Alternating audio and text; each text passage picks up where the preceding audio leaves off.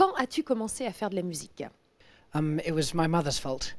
She made me take up the violin when I was 5 years old. After that, I took up the piano when I was 7 and I hated it and it was really miserable.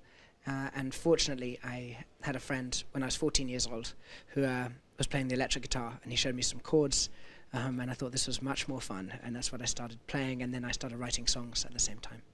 So since 14 years old. Yeah, exactly. Alors justement, on va parler de tes débuts en tant que chanteur. Bon, tout le monde sait que tu étais un soldat britannique.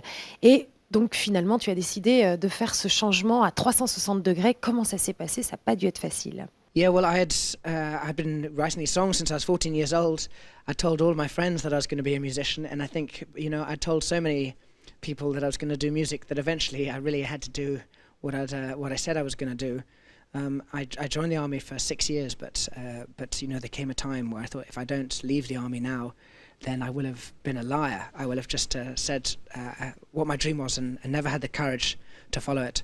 And the worst thing I think in life would be to get to old age and to have to admit to yourself that you just weren't brave enough to follow a dream. So yeah, that just became very clear that I had to go and see my commanding officer and salute him and say, "Colonel, here's my demo CD, I resign."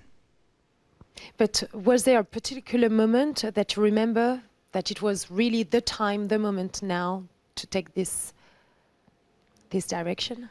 I'd been thinking about it and planning it for a while. I'd met lots of people in the music industry, but really it was just a case of, almost if I don't do it now, it'll be too late. So I just had to make that move. Quand Back to Bedlam est sorti dans les bacs, tu étais un chanteur totalement inconnu. Est-ce que tu t'es senti complètement écrasé par la curiosité qui venait de partout? Yeah, it's it's a strange experiment that you go through socially when you become so visible because of music. And I have aspects of it that are amazing and aspects that are surprising. I never expected the commercial success of Back to Bedlam at all. I hoped a few people would like it, and then something crazy happened.